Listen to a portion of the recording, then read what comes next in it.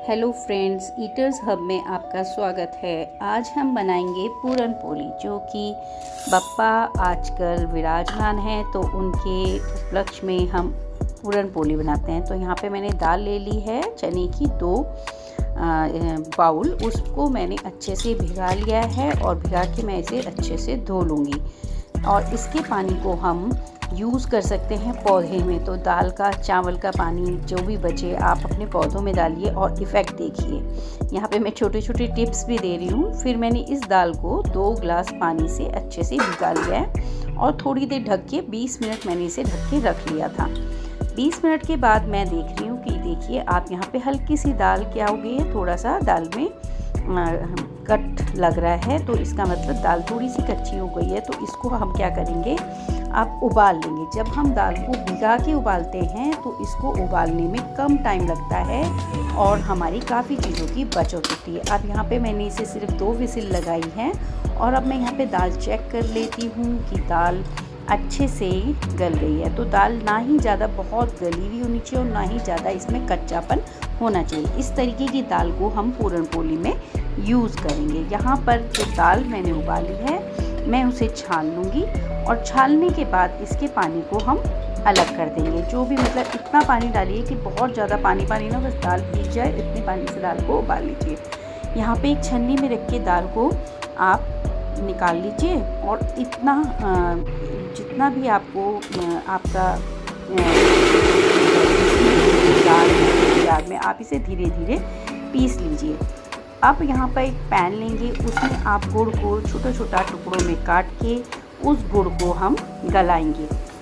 इसको हम एक हल्की सी चाशनी का रूप भी नहीं देना है, पर इसको गुड़ को इसमें गला लेना है। यहाँ पे आप जायफल और इलायची पाउडर भी गुड़ में डाल लेंगे और फिर उसको भी उसमें ही आप मैश कर लेंगे। अब देखिए यहाँ पे मैंने दाल जो थी उसको ग्राइंडर में ग्राइंड कर लिया है। अब इस दाल को भी हम इसी गुड़ के पेस्ट में डालेंगे। अब थोड़ा सा गुड़ को चलाते हुए उसे थोड़ा सा गलने दीजिए और जायफल और जो इलायची की खुशबू इसमें आती है वो इसका टेस्ट दुगना कर देती है। यहाँ पे 1 और 2 चम्मच मैंने घी का यूज़ किया है, जो कि इसका टेस्ट और भी डेवलप करेगा। और इस तरीके से आप इसे भून के पका लीजिए। अब ये अच्छे से चलाना है इसको जब तक कि ये सब चीज़ें आपस में मिल नहीं जाती।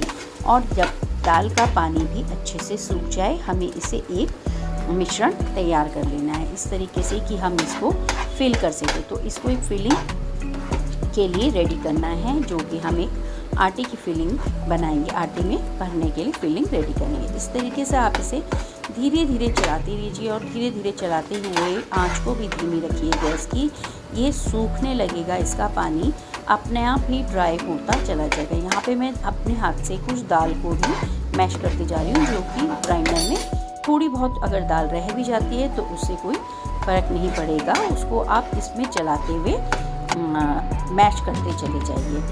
अब यहाँ पे देखिए मैंने इसे इतना ड्राई कर लिया कि मैं इसे हाथ से पकड़ रही हूँ तो पानी कहीं भी न जमे। तो आपको इस तरीके से फिलिंग को रेडी कर लेना और ठंडा होने के बाद एक थाली में, ठंडा होने के लिए थाली में रख देना है। यहाँ पे देखिए मैं इसे थाली में ठंडा होने के लिए रख दे रही हूँ, जिससे कि जब तक मैं इसकी आटा लगाऊंगी तब तक ये रेडी हो जाए, ठंडा हो जाए। अब यहाँ पे मैं एक परात में 2 कटोरा या 2 जो भी आप मेज़रमेंट कर रहे हैं उससे आप ले लीजिए और 2 बाउल आप इसमें मेज़रमेंट के साथ इसमें डाल दीजिए। इसके साथ ही मैंने इसमें मैदा लिया, मैदे के ऊपर मैंने इसे हल्दी डालकर मैंने इसको गूँथा है। साथ ही मैं इसमें थोड़ा घी भी डाल रही हूँ ताकि इसमें सॉफ्टनेस बनी रहे।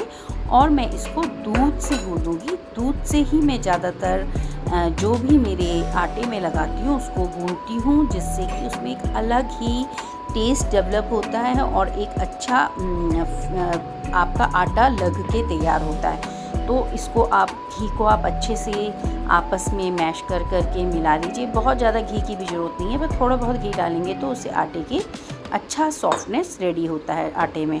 अब इसको धीरे धीरे हम आटा गूंथते चले जाएंगे। जैसे एक नॉर्मल आटा होता है उस तरीके से इस आटे को गूंथते चले जाएंगे। यहाँ पे देखिए गूंथने के साथ ही इसमें बहुत अच्छा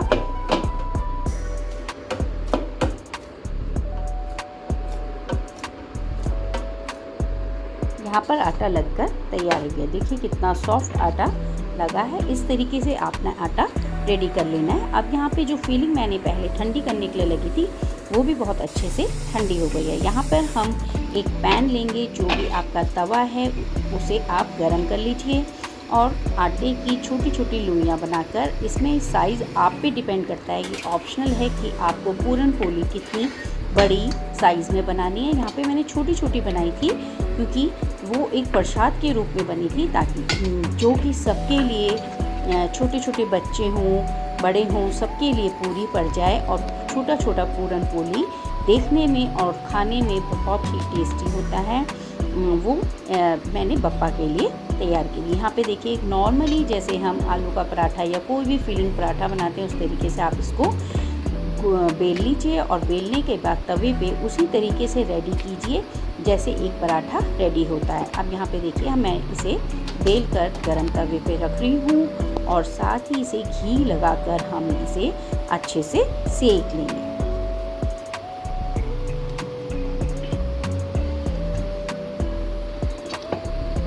यहाँ पर मैं दूसरा रेडी कर रही हूँ पराठा, पूरन पोली इस तरीके से।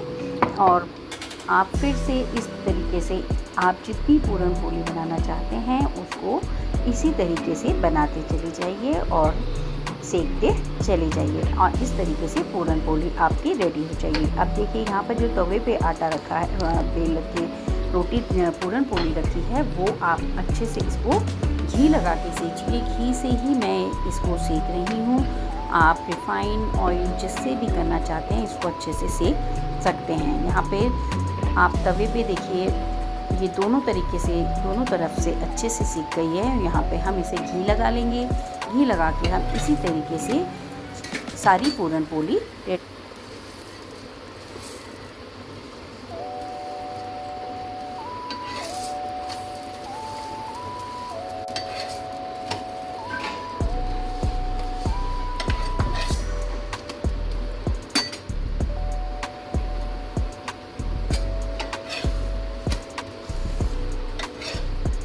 यहाँ पर मैंने पहले से ही इतनी पूरन पोली बना के रख ली है और मैं इसे बप्पा के लिए तैयार करूँगी।